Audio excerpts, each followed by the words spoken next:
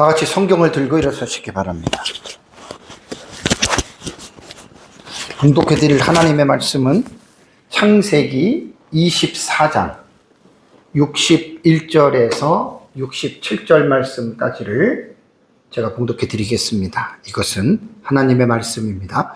리브가가 일어나 여자 종들과 함께 낙타를 타고 그 사람을 따라가니 그 종이 리브가를 데리고 가니라. 그때에 이삭이 브엘라헤로이에서 왔으니 그가 네게부 지역에 거주하였음이라. 이삭이 저물 때에 들에 나가 묵상하다가 눈을 들어보매 낙타들이 오는지라. 리브가가 눈을 들어 이삭을 바라보고 낙타에게 내려 종에게 말하되 들에서 배회하다가 우리에게로 마주 오는 자가 누구냐? 종이 이르되 이는 내 주인이니이다. 리브가가 너울을 가지고 자기 얼굴을 가리더라. 종이 그 행한 일을 다 이삭에게 아뢰매 이삭이 리브가를 인도하여 그의 어머니 사라의 장막으로 들이고 그를 맞이하여 아내로 삼고 사랑하였으니 이삭이 그의 어머니를 장례한 후에 위로를 얻었더라. 아멘. 네, 앉으시기 바랍니다. 오전 예배 시간에는 리브가의 가족들이 아브라함의 종의 진술을 듣고 리브가를 이삭의 신부감으로 허락한 부분에 대해서 오전에 제가 말씀을 드렸습니다. 아브라함의 종이 가나안에서 이삭의 신부감을 구하기 위해서 주인 아브라함의 허벅지 아래에 손을 놓고 이제 맹세하고 이제 가나안을 떠나서 아람 나하림입니다. 아람 나하라임입니다. 메소포타미아로 번역을 했는데 그건 아람 나하라임으로 번역을 해야 됩니다.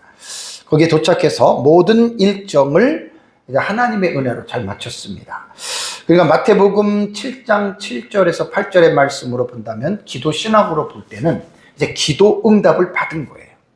기도 응답을 받고 이제 조금 전에 봉독해 드린 말씀은 창세기 24장의 이제 마지막 이제 결론 부분입니다. 오전에는 본론 부분의 절정의 부분에 대해서 말씀을 드렸고 지금 조금 전에 봉독해 드린 데는 이제 마지막 결론 부분에 해당이 되는 내용으로서 아브라함의 종이 이제 허락을 받고 리브가를 데리고 가나안으로 이제 내려가죠.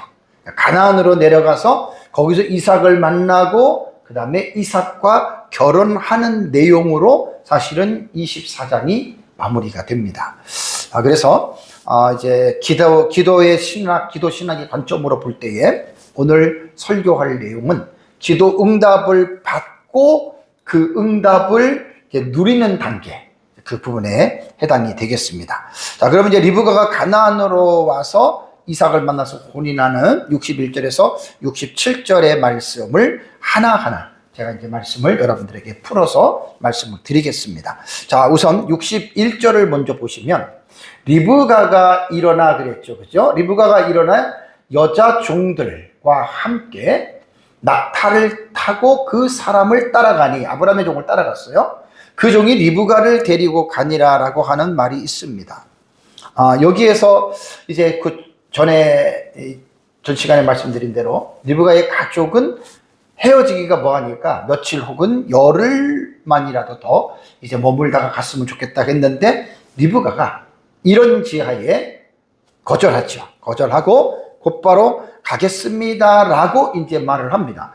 여기 보면 동사 일어나가 있습니다. 일어나라고 하는 동사인데 와다쿰이라고 하는 이 단어는 뭐냐면 이게 쿰이라고 하는 원형의 쿰인데요. 이 칼이에요, 칼. 칼 그러면 능동태거든요.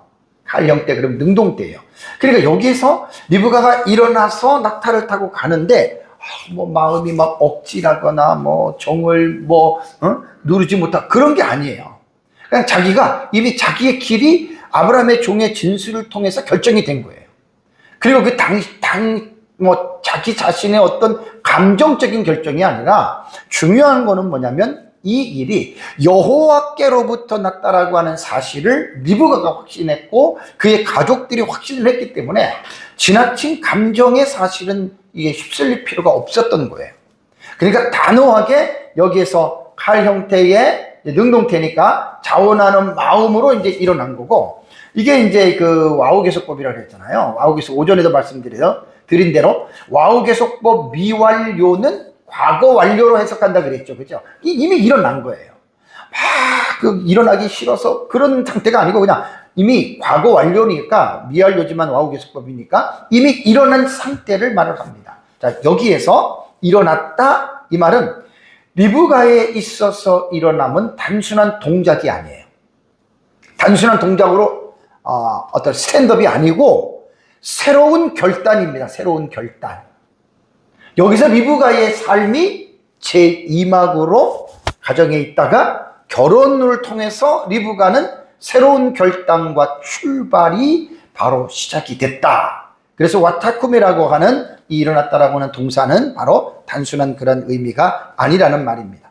여기서 우리가 이제 볼 수 있는 게 리브가는 하나님의 영광과 감동을 잘 분별할 줄 아는 정말로 지혜로운 믿음의 여인이었다라고 하는 것 우리는 인정을 해야 됩니다.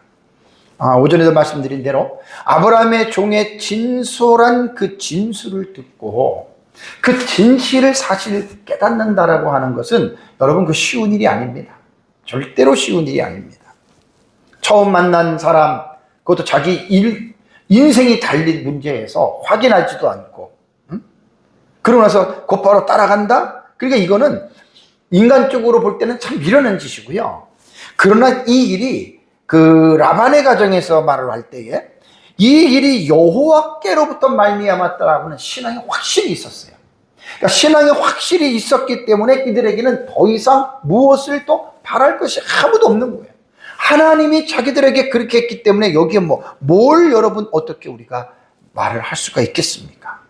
그래서 제가 중요한 것은 뭐냐면 아브라함의 종이 진실하지 않고 정직하지 않았다면 진술을 할 때 거짓을 말했을 것이고 위선을 말했을 거 아닙니까? 그렇다면 과연 하나님이 역사를 했을까? 저는 안 했다고 봅니다. 그래서 아브라함의 종이 진솔하게 진술했던 이것은 우리 모든 그리스도인들이 삶 속에서 배워야 할 정말로 중요한 핵심적인 덕목입니다. 그게 바로 정직과 진실입니다. 어디서 누구를 만나든 어떤 말을 하든지 간에 우리는 정직과 진실이라고 하는 이 기반을 벗어나면 안 돼요. 절대로 여러분 안 됩니다. 그래서 우리가 그런 삶 속에서 정직과 진실한 삶을 살아야 된다라고 하는 것을 피차 우리가 교훈을 받는 겁니다. 자, 그 다음에 이제 떠났습니다. 자, 여기서 이제 여자 종들이니까 라반도 어느 정도 살고 있기 때문에 종들을 두고 사는 거죠. 그래서 이제 여기서는 단순히 그냥 리브가가 가나안을 가는 게 아니라 아예 그냥 짐을 싸가지고 삶의 거처를 옮기는 거예요. 그래서 새로운 가정을 꾸미는 거기 때문에 그 집에서도 어떤 여력에 따라서 여자 종들과 함께 이제 리브가를 이제 보냅니다. 그래서 그 종이 리브가를 데리고 지금 갑니다. 자, 어디를 갈까요? 62절을 보면 그때에 내려가는 그때죠.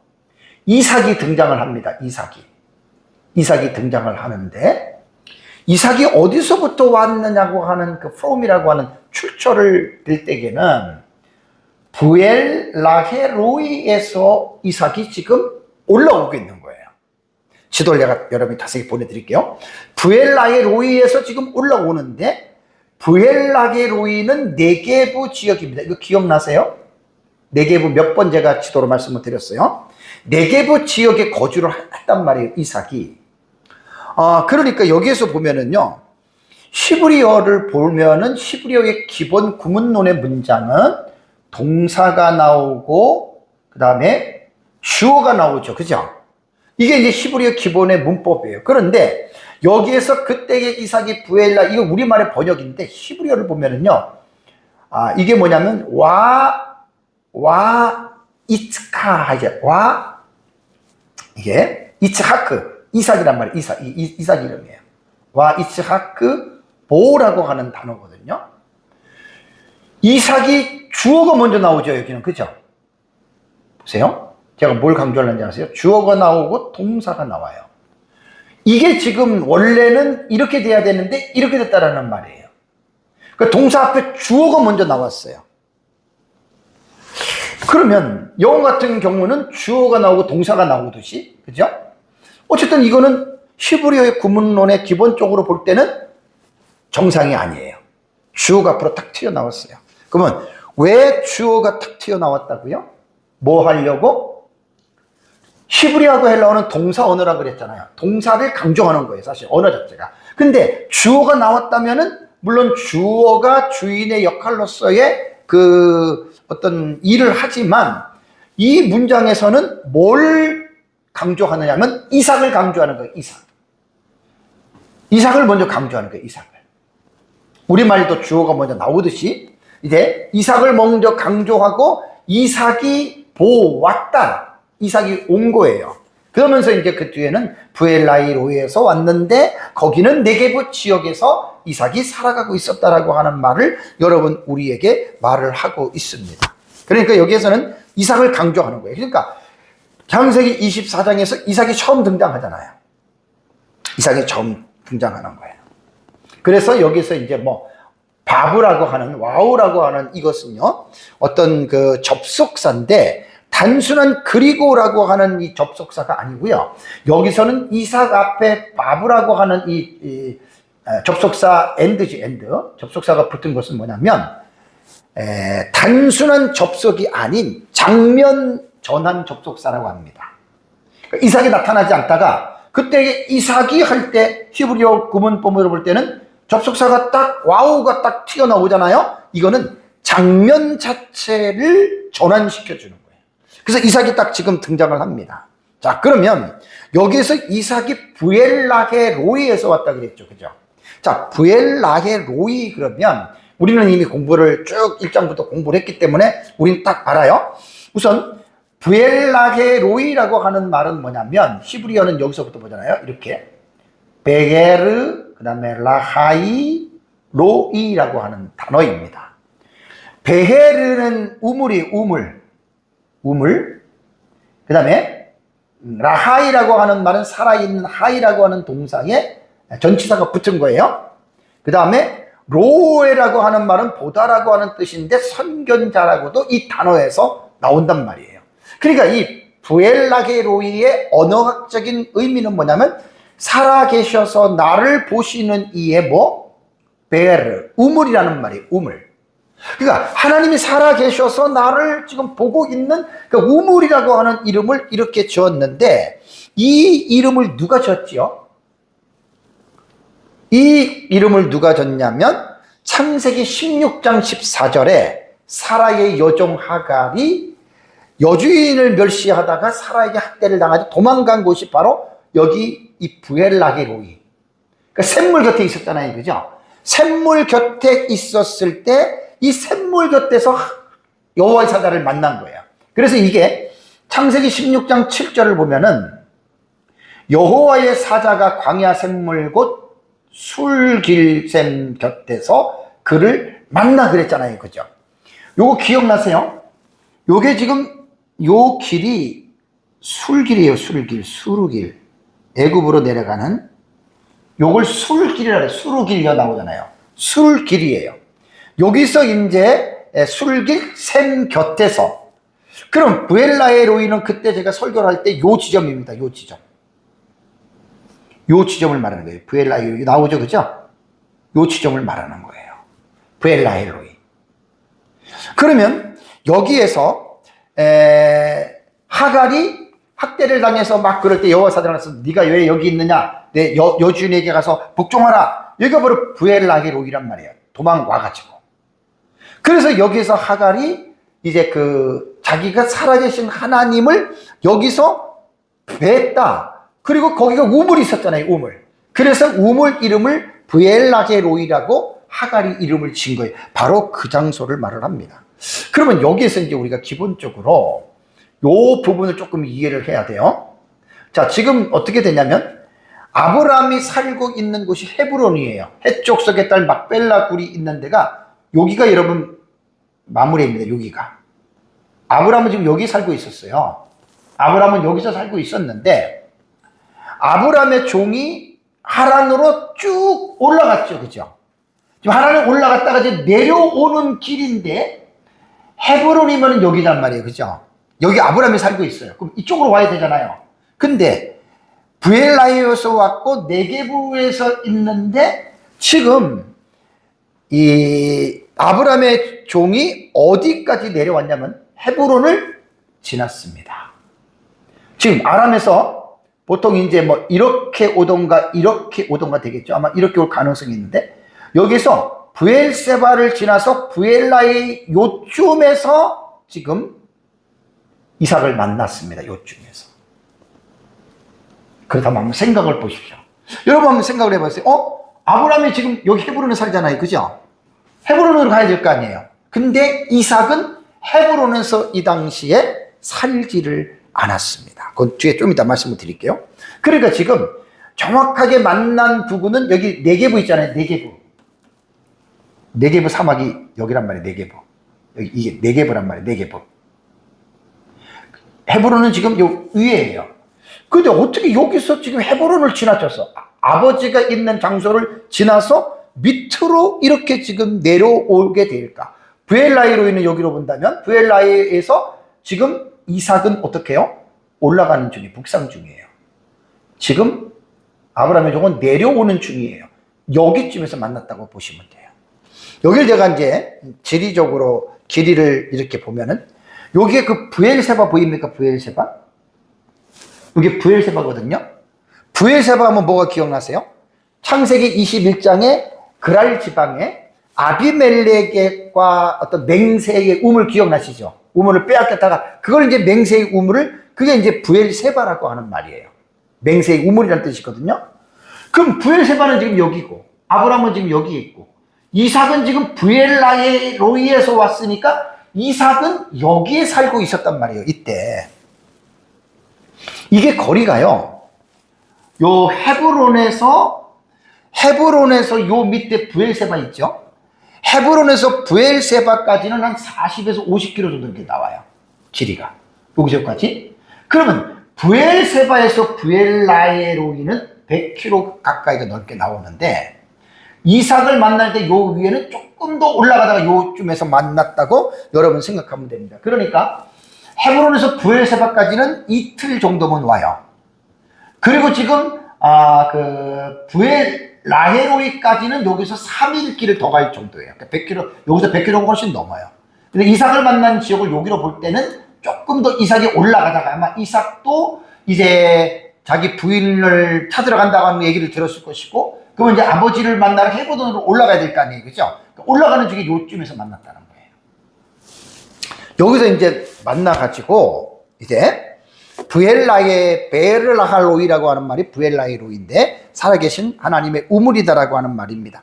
자, 그렇다면 왜 이삭이 출가도 안 했는데 어떻게 아버지를 떠나서 이 밑에 브엘라의 로이까지 가서 이삭이 살았을까?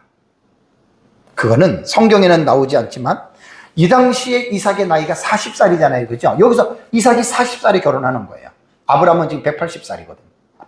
140살이거든요. 아브라함은. 이삭은 40살입니다. 그러니까 이제 나이가 들었으니까 결혼은 안 해도 이미 성장할 만큼 성장했기 때문에 아브라함의 어떤 그 재물도 늘려야 되고 그리고 목축업을 했기 때문에 이 목축업에 뭐 소나 양이나 낙타들이 많아지면 한 지역에서 어느 정도밖에 그들을 기를 수가 없어요. 왜냐하면 그 목초지 같은 것들이 한정이 돼 있잖아요.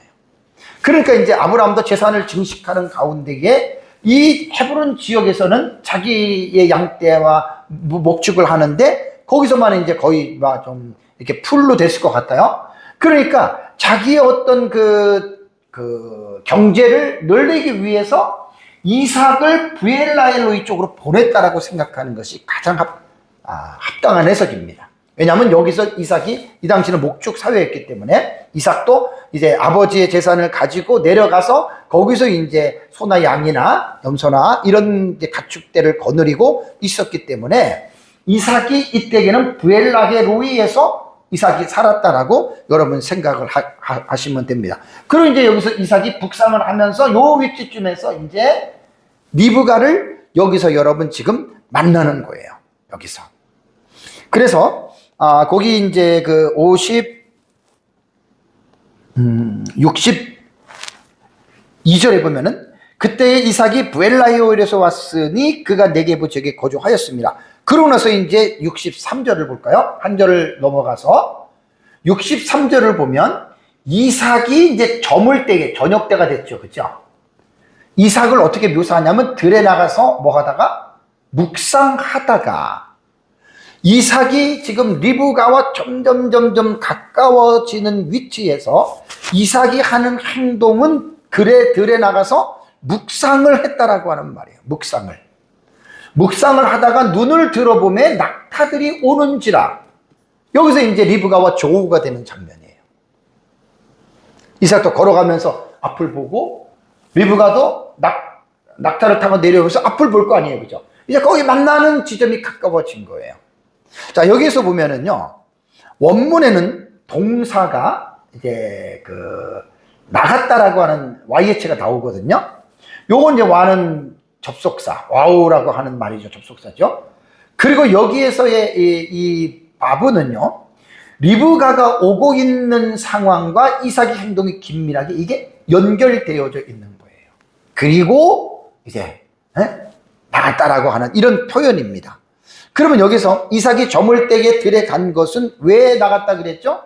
묵상하기 위해서라 그랬죠. 그죠? 자, 묵상을 합니다. 그러면 묵상이라고 하는 단어는 뭘까?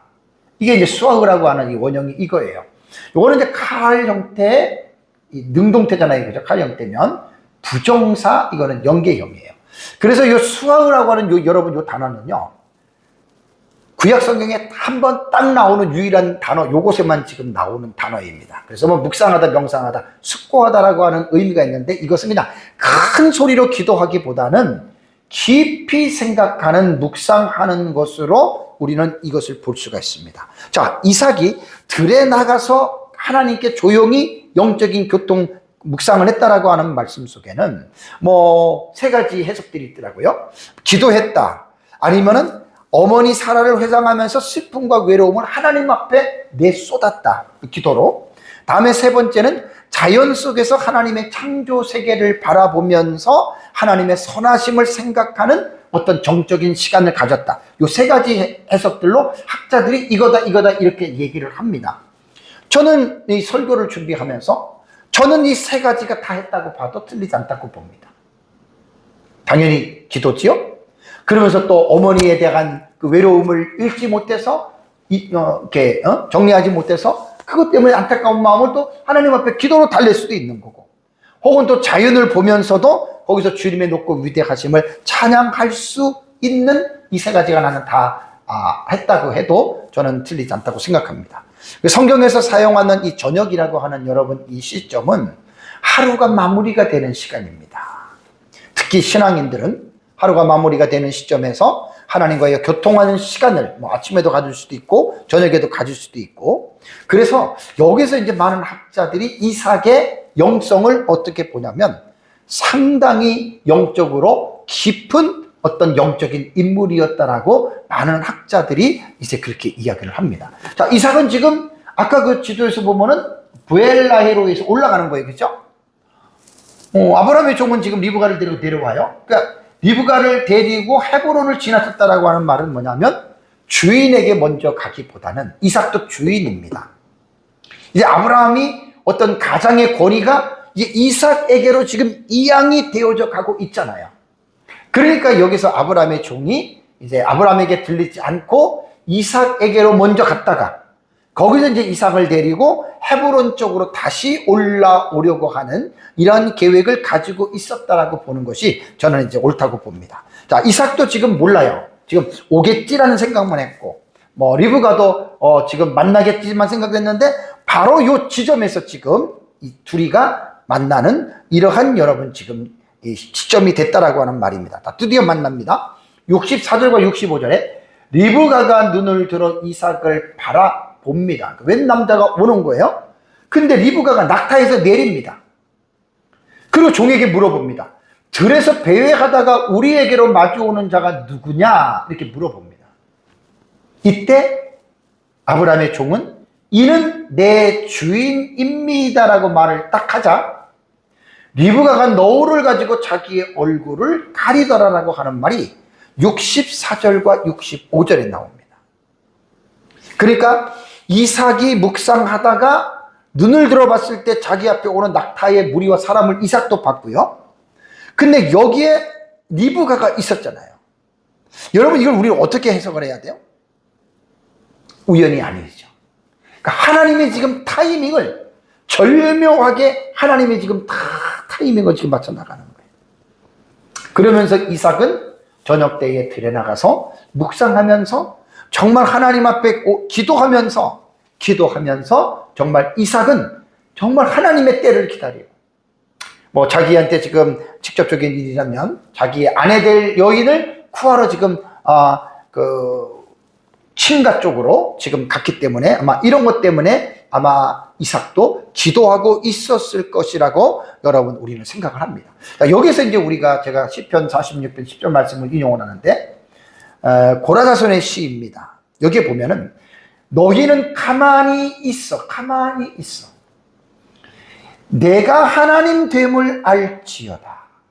여기서 이제 우리가 이 말씀에서 내가 말씀드리고 싶은 거는 뭐냐면 하나님의 뜻을 발견하고 하나님의 뜻을 이루기 위해서 정말 우리가 가만히 참고 기다려야 할 때가 있다는 말입니다. 막 이삭이 급한 사람 같으면 당장 쫓아갔겠죠. 그죠? 내가 고르겠다고 했겠죠. 근데 지금 이 상황은 그런 상황이 아니잖아요. 이 상황은 그런 상황이 아니잖아요. 아브라함의 종만 지금 간 상태입니다. 그러니까 기다리는 거예요. 언제인지 모르지만 하나님의 뜻이 이루어질 때까지 우리는 기다려야 됩니다. 기다림도 훈련입니다. 훈련. 그래서 이제 이 부분에서 조금 자세히 보면 64절에 리브가가 눈을 들어서 이삭을 바라보았습니다. 이건 이제 자세하게 말씀드린 거예요. 이삭을 바라보고 낙타에서 내렸다라고 하는 말이 나옵니다. 이게 이제 하나님이 처음 만나게 하는 거예요. 남편 될 사람을 처음 지금 만나게 하는 겁니다. 근데 놀랍게도 리브가가 이게 뭔가 그 직감이라는 게 있잖아요. 그렇죠? 사람이 예지력 혹은 예견력, 직감이거든요. 그러니까 리브가가 보통 여자가 아닙니다. 상당히 예지력도 좀 있는 웬만한 남자가 아니고 뭔가가 혹시나 그럴 수도 있었던 거예요. 그래서 여기 낙타에서 내려라고 하는 나티폴은 이게 나팔이라고 하는 단어, 이것도 칼 형태입니다. 칼은 뭐라고 그랬습니까? 능동태예요. 억지로 내린 게 아니에요. 고대의 히브리어와 근동의 관습에서 높은 짐승인 낙타에서 의도적으로, 이게 능동이니까 의도적으로 내려오는 동작은요, 몸을 낮추다라고 하는 의미를 사용을 했다는 겁니다. 왜 리브가가 이런 행동을 했을까요? 그래서 저는 리브가가 영적으로 상당히 센시티브한 여인이었다라고 저는 생각을 합니다. 길 가다가 낙타에서 내린다는 건 쉬운 일이 아니에요. 더군다나 외간 남자인데 왜 내려요, 거기서? 그래서 여기서 아브라함의 종과 리브가, 그 다음에 이삭, 이 세 사람의 영적인 공통점이 뭐예요? 다 여호와를 경외하는 사람들이잖아요. 네? 다 여호와를 경외하는 사람들이고 정말로 이 믿음이 다 정말 신실한 사람들 아닙니까? 그리고 뭔가 영적으로 탁탁 인사이트가 있는 거예요, 이게. 그 영적으로 정말 좀 무지하고 영적으로 우둔한 사람들은 그런 걸 몰라요. 하나님의 뜻인지도 모르고. 하나님의 뜻이라고 해도 그것을 순종하지도 않고 인정하지도 않고 교회 다닌다고 다 여러분 영적으로 깨어있는 사람들 아닙니다. 리브가도 아브라함의 종도 이삭도 전부 다 기도하는, 여호와를 경외하는 영적인 센스가 있는 사람들이에요. 그러니까 리브가가 탁 벌써 내리는 거 보십시오. 왜 우리가 성령 충만한 삶을 살아야 하는 줄 아십니까? 우리 그리스도인들이 삶 속에서 하나님이 우리의 인생을 책임져 주고 하나님이 우리의 인생을 이끌어 주지만 하나님은 우리의 책임을 무시하지 않습니다. 그냥 너 가만히 있어, 가만히 있으면 내가 다 알아서 해줄게. 절대 그런 하나님 아닙니다. 그런 하나님을 믿는다면 그것은 미신적인 하나님을 믿는 사람입니다. 하나님은 우리의 책임을 성실하게 감당하는 그 사람을 하나님이 귀하게 보시는 거예요. 그러니까 하나님에 대한 지식이 잘못돼 버리면 인간이 해야 할 책임을 전혀 안 하거든요. 전혀 안 하면서 하나님을 바라본다. 그건 여러분 언어 도단이고 말이 안 되는 거예요.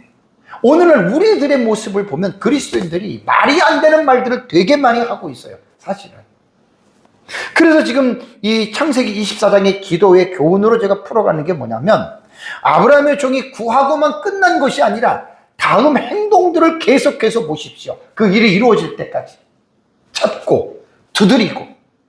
그걸 제가 이제 이번에 7시간을 걸쳐서 창세기 24장을 쭉 지금 여러분들에게 지금 설명을 해드리는 거예요. 인간의 책임이 중요하다는 거예요. 그래서 그리스도인들은 왜 성령 충만한 삶을 살아야 되느냐. 제가 에베소서 강의할 때, 에베소 한 3년 돼가네, 그죠? 오직 성령의 충만함을 받아라. 야, 이거 내가 성경에다 써놨어요. 알라 프롤레스세 엔 푸뉴마티. 지금은 또 가물가물해요. 그때는 한참 이거 할 때는 여러분들에게 정말 성령 충만해야 됩니다. 왜냐하면 우리는 성령에 의해서 성령의 그 어떤 터치, 성령의 어떤 그 영감 속에서 살아가야 돼, 그리스도인들. 그런 사람들이 늘 하나님 앞에 바르게 살아갑니다. 근데 기도하지 않고 성령에 둔감한 사람들은, 죄송한 얘기지만 하나님과의 관계가 되게 멀어요. 사실 힘들어요. 꼭 기억하세요. 남들은 시간이 남고 잠자는 거 싫어가지고 시간을 줄여가지고 여러분 기도하는 줄 아신가요? 아니에요. 기도하는 만큼, 여호와를 경외하는 만큼, 하나님을 가까이 하는 만큼 이러한 영적인 센시티브가 생기는 거예요, 사람마다. 그래서 이런 영적인 성령으로 충만하면 리브가라고 하는 여인도 벌써 보세요, 다르잖아요. 그러니까 영적으로 둔감한 사람들과 영적으로 센시티브한 사람들은 사는 모습 보면 딱 달라요. 미련해요. 기도하지 않고 충만한 자는 미련하게 살아요. 미련하게. 잘 기억하시기 바랍니다. 성령 충만해야 됩니다, 우리가. 왜냐하면 사단이 우는 사자같이 들어다니며 삼킬 자를 참기 때문에 구원받은 우리가 하나님 앞에 성령 충만하게 깨어있지 않으면 밤낮 그놈한테 우리가 먹잇감이 된다는 거예요. 그건 내 손해예요, 내 손해. 정말 성령 충만하게 살아야 됩니다. 그래야 내가 행복한 거예요. 하나님이 내게 행복을 안 주는 게 아니라 그건 인간의 책임에게 맡긴 거, 책임을 맡긴 거예요, 하나님이. 제가 창세기 24장에 하나님의 주권과 인간의 책임 두 번이나 얘기를 했어요. 너무 중요해요. 하나님의 주권과 인간의 책임이 조화를 이루어야지 어느 하나라도 틀어지면 안 돼요. 책임을 잘 감당해야 됩니다. 65절에 리브가가 내렸어요, 낙타에서. 맨 사람이 걸어와요. 종에게 묻습니다. 들에서 배회하다가 우리에게로 마주오는 자가 누구냐라고 이렇게 묻지요. 그러니까 이삭이 지금 묵상하다가 자기네 쪽으로 오는 거예요. 이삭도 뭔가 감이 있었겠죠. 저거 우리 종 아니야? 그렇겠죠, 그죠? 그래서 지금 리브가가 그 상황을 지금 딱 간파하고 도대체 누구냐 딱 물어봐요. 그랬더니 종이 뭐라고 합니까? 내 주인입니다. 이삭이라는 말이에요. 그때 리브가가 노를 가리고 자기의 얼굴을 탁 내립니다. 이삭 또한 가만히 멈춰 있는 게 아니에요. 낙타 쪽으로 지금 걸어와요. 도대체 이 장면을 누가 여러분 연출하는 것일까요? 우연일까요? 세상에 우연이란 없습니다. 하나님이 지금 이 타이밍을 절묘하게 하나님이 맞춰 나가는 거예요. 아주 하나님 섬세하신 분이십니다. 우리의 삶도 마찬가지예요. 하나님이 우리의 삶에도 정말 타이밍을 맞춰 가시는데 문제가 뭐냐? 우리가 하나님 앞에 여호와를 경외하지 않고 영적으로 둔감하고 깨어있지 않으면 그 하나님의 타이밍을 우리가 못 알아채요. 못 만나요. 꼭 기억하세요. 그냥 가만히 앉아가지고 누워가지고 여러분 신앙생활이 우리에게 뚝뚝뚝 떨어지는 줄 아세요? 하나님의 복이 그냥 뚝뚝뚝 떨어지는 줄 아세요? 아닙니다. 절대로 아닙니다. 인간의 책임을 다할 때는 다 해야 됩니다. 그게 공의의 하나님이십니다. 리브가는 자기를 향하여 걸어오는 사람에게 자신의 신랑감인 이삭이라는 말을 듣고 얼굴을 가렸다. 여기 가리더라라고 하는 말은요, 히트파일이에요, 히트파일. 이게 이제 제기동사 중간태거든요. 제기동사라고 말할 때. 제기동사는 이런 뜻이에요. 어떤 동작의 작용이 동작자 누구에게 자신에게 되돌아오는 역할을 하는 동사가 제기동사 혹은 중간태라고 말을 합니다. 그러니까 히트파일은 단순형 중간태예요. 그러니까 지금 너울을 가렸다라고 하는 말은 뭐냐면 리브가가 자기 자신을 위해서 가린 거죠. 지혜로운 여인입니다. 여기서 리브가의 얼굴 가림은 고대 근동 문화에서 신부가 신랑 앞에 너울을 쓰는 것은 단순한 부끄러움의 표현이 아니에요. 이것은 법적인 의미를 갖는다고 해요. 그러니까 리브가가 참 대단한 지혜로운 여인이에요. 얼굴만 예쁜 게 아니라 마음도 정말 예쁜 여자, 지혜로운 여자예요. 그러니까 신랑 될 사람이 딱 하니까 벌써 딱 얼굴을 가리잖아요. 여기엔 두 가지 의미가 있습니다. 중요한 두 가지 의미가. 첫째는 소속의 변화입니다. 나는 이제 다른 남자에게 보이지 않는 존재이고 오직 내 남편에게만 속한 사람이라고 하는 정조와 헌신의 상징을 가지고 있다 그래요.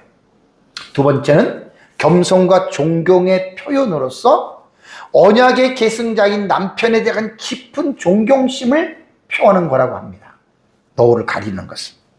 여기서 이제 우리는 리브가의 사람됨을 우리가 알 수 있는 거예요. 신앙 쪽으로도 그렇고 정말 예의 범절도 그렇고 정말로 아주 그런 참 잘 갖춰진 그러한 여인이었다라고 하는 것을 이제 보게 됩니다. 자, 이제 이삭과 리브가를 만났고 종과 이삭이 만났습니다.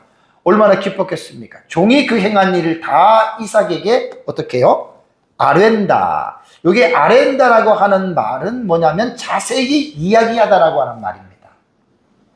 이 단어가요, 원형이 사파르예요. 요 사파르라고 하는 단어에서 이게 그 뭐냐면요, 명사형으로 가면 세페르라고 하는 단어, 소파르라고 하는 단어는 그 서기관이 서기관. 이게 명사형으로 사용이 돼서 서기관으로 번역될 때는 서기관은 뭐 하는 자라 그랬어요? 무엇을? 세다예요, 세다. 글자 수를 세는 사람이 바로 서기관입니다. 여기서는 이제 세다라가 아니고 자세히 지금 이야기하다라고 하는 말을 여러분 볼 수가 있습니다. 그러니까 피엘은 강조형이죠. 이게 능동태예요.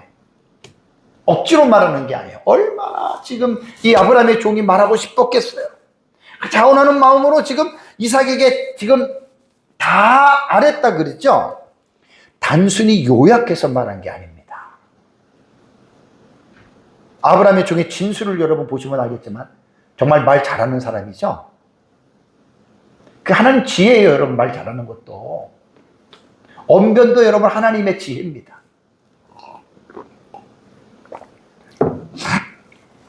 요약해서 말하는 게 아니라 우물가에서 일어난 그 기적부터 기도부터 시작해서 리브가를 만났던 만남부터 리브가의 가정에서 있었던 모든 일들, 우리가 지금 7시간째 쭉 보고 있잖아요. 그거를 지금 이삭에게 지금 그 말을 합니다.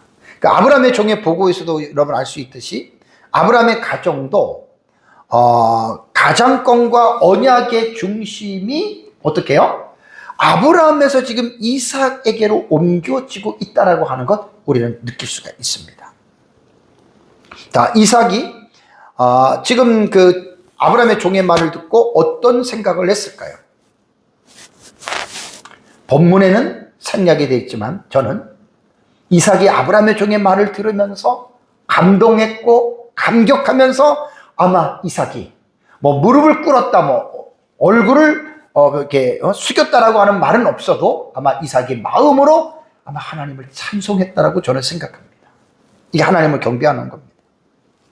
그러고 나서 이제 그 다음에 여러분 이야기가 67절을 보시면 이삭이 리브가를 인도하여 그의 어머니 사라의 장막으로 드립니다. 그리고 그를 맞이하여 아내를 삼고 사랑하였습니다.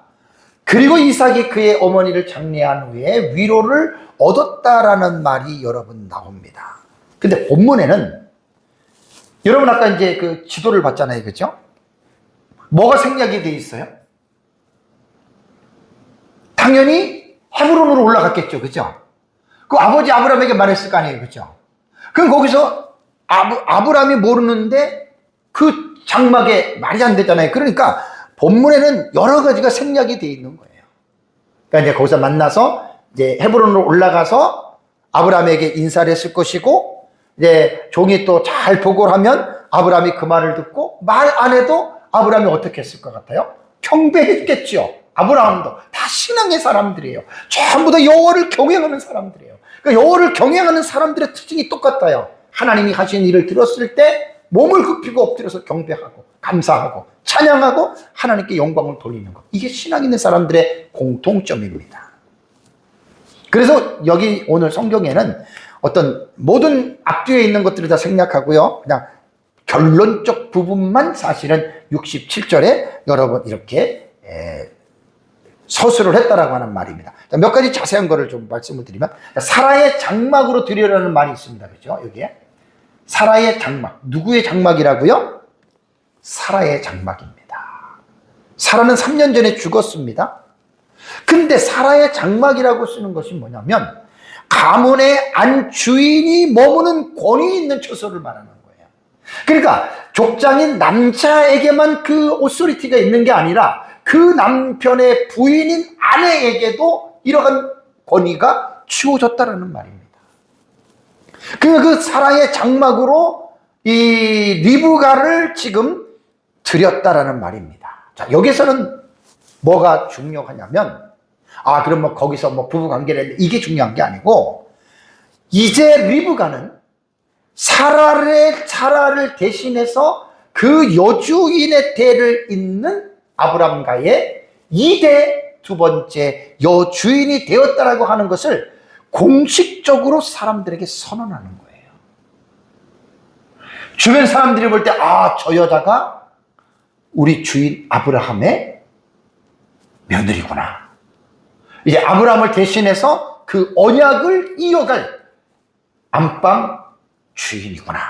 이렇게 여러분 이렇게 되는 거예요.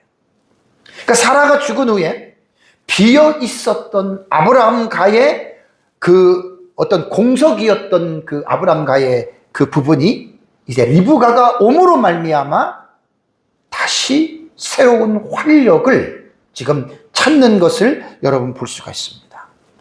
저는 설교를 준비하면서 이 세상에 이루어지는 일들이 어떤 인간이 어떤 계획을 하고 그 일을 이루시는 것 같이 보여도 살아계신 하나님의 섭리로 모든 것들이 이루어진다라고 하는 사실을 결코 잊지 마시기 바랍니다. 이번에 창세기 24장을 제가 7시간 동안 설교를 하면서 전전 시간에도 많이 말을 했지만 되게 길어서 되게 고민을 했어요. 처음에 이걸 몇 시간에 설교를 해야 되나. 결국 7시간을 했는데 너무 많은 제가 은혜를 받았습니다. 공부를 하면서. 그게 이제 설교로 나온 거예요. 정말 우리가 하나님의 주권을 보지 못하고 인간의 책임과 인간의 어떤 어떤 행위만 자꾸만 강조하면 그건 잘못 보는 거예요, 성경을. 그 하나님의 주권만 보고 가만히 앉아가지고 누워가지고 하나님 하시겠지. 그것도 성경을 잘못 본 거예요. 하나님의 주권과 인간의 책임은 절대로 충돌하지 않는다 그랬죠? 충돌 안 돼요. 조화예요, 조화.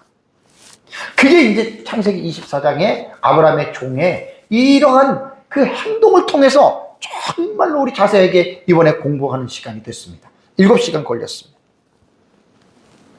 그래서 두 번째 지금 67절에서 말하는 게 뭐냐면, 이삭을 맞이해서 아내로 삼고 사랑을 한 거예요, 이삭이. 어머니를 잃고 나서. 이제 장가갈 때가 됐잖아요. 40살입니다, 나이가 40살. 사랑, 이성적인 사랑을 한 거예요. 결혼을 한 거예요.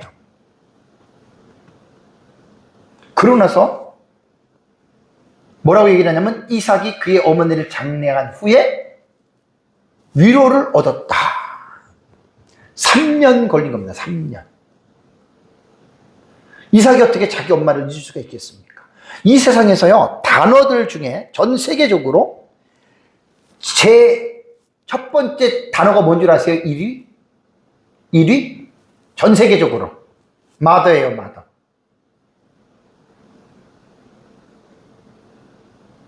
어머니. 전 세계인들이 가장 중요하게 사용하는, 가장 많이 사용하는 중요한 단어가 어머니입니다. mother예요. 잊을 수가 없죠, 이삭이. 그 어머니가 할머니 때 자기를 낳는데 90살 때. 그럼 얼마나 사랑했겠어요, 엄마가.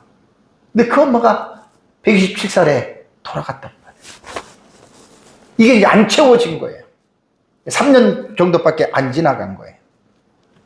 여기에서 위로를 얻었더라. 이 얻었더라 그러면 태가 뭔지 딱 오죠, 그죠? 이게 수동태예요, 이거는. 그래서 와인나햄이라고 하는 이 단어는 나함, 원형은 나함이에요. 나함, 니팔형입니다. 니팔. 이 나함은 후회가다 위로가다인데 니팔은 수동태예요. 그 다음에 이것은 중간태입니다. 니팔은.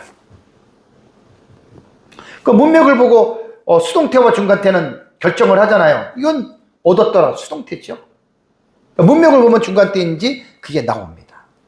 여기서 이제 우리는 하나님께서 이삭에게 은혜를 베푸시고 계신다라고 하는 것을 여러분 우리가 지금 아는 거예요. 왜 하나님이 이삭에게 은혜를 베푸시죠? 당연히 베푸셔야죠. 창세기 12장 하나님이 아브라함과 언약을 맺을 때 일방적인 언약이었죠. 그 하나님이 땅을 주고 자식을 주고 너에게 복을 준다고 일방적으로 약속하셨죠. 그럼 하나님이 복을 주셔야 돼요. 이삭은 아브라함의 대를 이어서 언약을 승계하는 2대 족장이란 말이에요. 그러니까 아브라함에게 약속했던 그 약속이 그대로 이삭에게 내려가는 거예요. 당연히 이삭이 엄마를 잃고 3년 동안 슬픔에 잠겨 있었는데 하나님이 그 슬픔을 위로해 줘야죠. 하나님이 위로해 주지 않으면 어떻게 여러분 그 슬픔이 회복이 되겠습니까? 수동태잖아요. 하나님이 위로를 주시는 거예요. 이게 하나님의 언약 안에 있기 때문에 그렇습니다. 이삭이 무엇을 잘하고 못하고 그게 중요한 게 아니에요. 그게 중요한 게 아니에요. 하나님의 언약 안에 있는 아브라함의 태를 이어서 그 족장의 그 언약을 이루어 나갈 가문의 대표 아닙니까? 우리가 여러분 살다 보면 어려울 때를 겪을 수가 있고 힘들 때를 겪을 수가 있어요. 정말 말로 형용이 안 되는 인간 사람이 다 그런 거예요. 인간 세상이. 구원받았다고 해서 여러분 우리의 구원받은 사람들의 삶이 모든 게 햇빛이 여기 청청하게 어떤 쨍하고 해뜰 날 그런 날이 아니에요. 성경을 보면은요. 요셉을 보세요. 모세를 보세요. 다윗을 보세요. 항상 인생이 모든 것이 햇빛이 쨍쨍 날이 아니잖아요. 그런 날이 아니란 말이에요. 살다 보면 흐린 날도 있고 추운 날도 있고 더운 날도 있고 태풍이 불 때도 있고 인생이라는 게 그렇게 다양한 환경이 우리가 만나면서 살아간다는 거예요. 그런데 하나님은 우리 이제 신약시대 우리로 말한다면 예수 그리스도의 십자가의 언약을 통해서 하나님이 우리를 용서해 주시고 우리를 자녀 삼아 줬잖아요. 그게 십자가 언약이에요. 그 언약 때문에라도 하나님은 우리에게 우리가 힘들고 외롭고 지쳤을 때에 하나님은 그 상태로 계속 놔버려 두는 게 아니에요. 시간이 지나면 하나님이 반드시 위로를 주십니다. 저는 42년 동안 그리스도 안에서 살아가면서 저도 이해하지 못할 여러 가지 일들을 겪었습니다. 힘들 때도 많이 겪었습니다. 근데 문제는 뭐냐면 하나님이 아브라함과 이삭과 야곱에게 언약을 이루어 주시는 것처럼 지금 신약 시대도 예수 그리스도를 통해서 십자가의 언약 안에 있는 사람들을 그대로 아브라함과 같이 하나님이 우리를 대하신다라고 하는 이 사실을 결코 잊지 마시기 바랍니다. 모든 사람이 다 이걸 믿느냐? 그렇지 않습니다.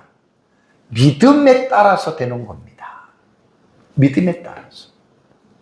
그래서 믿음이 중요한 거예요. 믿음이. 사랑하는 성도 여러분, 창세기 24장은 문학적으로나 신학적으로 매우 정교하게 구성되어 있는 본문이라고 말씀을 드렸죠. 특히 창세기 24장은 하나님의 나라의 관점으로 볼 때, 제 설교가 하나님 나라 시리즈 설교잖아요. 하나님 나라 사상으로 볼 때에 하나님의 언약이 인간사를 통해서 아주 세밀하게 이루어지는 거예요. 그러니까 인간사에는 여러 가지의 상황들과 사건들이 있는데, 특별히 결혼이라고 하는 여러분 이 주제를 지금 터치하고 있다고 하는 거예요. 아브라함의 아들인 이삭이 2대 족장으로서 이제 아브라함의 나이가 많아 늙어서 그 아버지의 가장의 권위가 아들에게로 지금 이양되어 가는 이 시점에서 이삭이 미혼이잖아요. 결혼을 못했잖아요. 그 과정을, 그래서 결혼의 서사란 말이에요. 약혼과 결혼의 서사. 이번에 창세기 24장을 공부를 하면서 제가 많이 은혜를 받았습니다. 그래서 아브라함의 언약을 이어갈 이삭의 아내인 리브가를 만나는 과정을 성경에서 서사 본문에서 제일 긴 거예요. 지금 이 창세기 24장이 1절에서 67절. 그 과정을 지금 우리에게 지금 여러분 보여주고 있다라고 하는 사실입니다. 그러니 설교가 이제 마지막이니까, 이제 창세기 24장은 하나님의 나라의 백성들의 기도 신학을 담고 있다 그랬죠. 그죠? 이 마태복음 7장 7절과 8절에 구하라 그러면 너에게 주실 것이요, 찾으라 그리하면 찾아낼 것이요, 문을 두드리라 그리하면 너에게 열릴 것이니, 기도라는 게 꼭 어떤 경우는 구하고만 말 때가 있습니다. 자꾸 두드릴 필요가 없을 때가 있고요. 근데 대부분 우리 그리스도인들이 삶을 살아가면서 기도는요, 예수님의 기도의 이 모델을 결코 잊지 마세요. 이거 잊어버리면 큰일 나요. 기도했다고 끝난 게 아니에요. 찾아야 할 그 행동을 잊지 마시라는 거예요, 여러분. 우리가 찾아야 할 행동. 그럼 찾는 것만 찾으면 안 돼요. 어느 정도 딱 찾았다 그러면 두드려야 돼요. 적극적으로 두드려서. 그러면 8절에 구하는 이마다 받을 것이요, 찾는 이는 찾아낼 것이요, 두드리는 이에게는 열릴 것이니라. 이게 인간의 책임입니다. 책임. 하나님의 주권만 믿고 그냥 가만히 기도하고 끝나는 게 아니에요. 인간의 책임은 찾고 두드리는 거예요. 그래서 찾고 두드리는 것은 우리의 행동 속에서, 제가 뭘 여러분들에게 강조를 했습니까? 아브라함의 종의 진솔한 진술을 통해서 정직과 진실한 삶으로 찾고 두드리라, 이렇게 살아가라는 얘기예요. 정말 우리가 기도하는 사람이라면 그냥 기도하고 내 삶이 그냥 내 마음대로 막 이렇게 살아가는, 여러분, 그런 삶이 아니라는 거예요. 난 구원받고 하나님의 자녀가 됐으니까 뭐 죄를 져도 괜찮고 뭐 잘못해도 하나님이 다 용서해주고 하나님이 다 알아서 해줄 거야, 하나님이 나를 항상 꽃길만 걷게 해줄 거야, 그게 아니라는 말이에요. 책임을 하나님 묻습니다. 왜 책임을 묻습니까? 하나님이 인간을 창조할 때 어떤 존재로 창조했습니까? 책임적인 존재로 만드셨잖아요. 그래서 창세기 2장 17절에 행위 언약이 나오잖아요. 똑같아요. 우리도 지금 하나님이 알아서 우리에게 복을 주겠지, 하나님이 알아서 우리에게, 그렇게만 생각하면 안 됩니다. 당연히 언약적인 측면에서는 하나님이 우리에게 복을 주시죠. 그러나 아브라함의 삶을 쭉 통해서 우리가 볼 때에는 인간의 책임을 다하는 것도 우리가 무시해서는 안 된다. 그래서 하나님의 주권과 인간의 책임을 균형을 잡고 조화를 이루는 것이 여러분 상당히 중요하다라고 하는 것, 제가 여러분들에게 강조를 했습니다. 이제 창세기 24장의 전체 내용을 이번 시간으로 제가 설교를 마친 거예요. 그러나서 이제 다음 주 창세기 25장은 아브라함이 죽음이 나옵니다. 175세의 아브라함이 죽습니다. 그러니까 이삭이 결혼하고 35년을 더 사는 거예요. 근데 아브라함은 이삭이 난 자식을 못 봅니다. 왜냐하면 이삭이 40세에 에서와 야곱을 낳거든요. 그러니까 에서와 야곱을 낳기 3년 전에 아브라함은 그냥 세상을 떠납니다. 손자들을 못 보고 떠나요. 근데 제가 설교를 지난주에 딱 마무리하면서 마지막 부분에 하나님이 제게 감동을 준 게 있어요. 감동이 뭐냐면 66절을 다시 한번 볼까요? 66절을 보시면은 종이 그 행한 일을 이삭에게 다 아뢰매 그랬죠. 그죠? 66절에 다 아뢰었어요. 그리고 나서 그 이후의 문맥에 이 종이 안 나와요. 쉽게 말하면 창세기 24장을 보면은 1장부터 아브라함부터 시작해가지고 거의 창세기 24장은 주인공의 역할을 했던 사람이 누구예요? 아브라함의 종이죠. 그죠? 거의 다 아브라함의 종이 한 행적들이 기록이 되어져 있잖아요. 근데 66절 이후에 그 뒤에 25장, 26장 쫙 봐도 아브라함의 종에 대한 이야기가 안 나옵니다. 그런데 25장을 보면 아브라함도 나와요. 이삭도 나와요. 야곱도 나와요. 그리고 지난주에 말씀드린 대로 이 아브라함과 이삭과 야곱의 하나님은 이스라엘 구약시대의 전체 이스라엘 백성들이 자기들의 조상의 이름으로 아브라함, 이삭과 야곱을 하면서 나오고, 이 아브라함과 이삭과 야곱의 이름은 지금 우리 신약시대에까지도 아브라함과 이삭과 야곱의 이름이 나오잖아요. 그죠? 근데 이 아브라함의 종의 이름은 안 나와요. 언약의 가정은 계대 전승이 되는데 아브라함의 종은 안 나옵니다. 하나님이 제게 깨닫게 해준 게 뭐냐면, 이 종은 주인공이 아니에요. 그냥 도구예요. 여러분 어떻습니까? 혹시 여러분들이 없으면 좀 이 세상이 안 돌아갈 것 같습니까? 내가 없으면 하나님이 어떤 일에 차질이 생길 것 같습니까? 전혀 아니에요. 우리는 다 종입니다. 내가 아무리 하나님을 위해서 큰 일을 한다 하더라도 저와 여러분들은 종이에요. 종. 도구라는 말이에요. 설교를 지난주에 정리하면서 이 부분에서 내가 막 통곡이 나왔어요. 엉엉 정말 좀 울었어요. 왜? 하나님, 나는 이 세상의 역사의 주체자가 아닙니다. 나는 객체자입니다. 이 세상의 주인은 오직 살아계신 하나님이시고 삼위일체 하나님이십니다. 제가 이 고백을 했어요. 나도 언제인지 모르지만 아브라함도 25장에 가면 죽잖아요. 사라도 죽었잖아요. 나도 죽을 거 아니에요. 그럼 내가 죽었다고 해서 하나님의 역사가 멈춥니까? 아닙니다. 역사의 주인공, 역사의 주체는 하나님이시라는 말이에요. 삼위일체 하나님이 지금 역사를 태초에 하나님이 천지를 창조하시고 지금까지, 아니 이 세상이 멸망할 때까지 계속해서 그 하나님이 역사의 주체자로서 하나님께서는 이 세상의 역사를 끌어나가고, 우리는 아무리 내가 큰 일을 해도 여러분 객체입니다. 아브라함의 종에 불과합니다. 내가 이 세상에서 할 일만, 크든 적든 나는 그 일만 하고 죽으면 그것으로 끝나는 거예요. 우리 이름이 남을 필요가 없죠. 왜 여러분 우리의 이름이 남아야 됩니까? 하나님의 이름이 영원한 이름 아니에요? 하나님의 이름이 영원한 이름이잖아요. 내가 뭐 책을 쓰고 내가 뭘 하고 그건 하나님의 말씀을 단지 남기는 지식적인 부분에 불과하고요. 하나님이 영광을 받으신. 그래서 내가 이 땅에서 태어나서 언제까지 살지는 모르지만 하나님의 뜻을 이루어가는데 잠시 나는 하나님의 도구로 사용된다. 여러분 그걸 영광으로 생각하셔야 돼요. 많은 사람들이 세상을 살아가면서 하나님의 영광과는 상관이 없이 지멋대로 살다가 죽지만 우리는 아니잖아요. 이 시대에 하나님이 하나님의 필요에 따라서 우리를 하나님이 불렀다면 우리는 왜 사는 거예요? 하나님의 나라를 이루어 가시잖아요. 하나님이 지금 하나님의 나라를 이루어 가시는데 우리는 하나님의 뜻을 분별하고 무슨 일이든 간에 크고 작고가 필요하지 않아요. 그건 하나님이 결정하는 거예요. 내 일이 크든 작든 중요하든 중요하지 않든 하나님이 정하는 거지 내가 정하는 게 아니에요.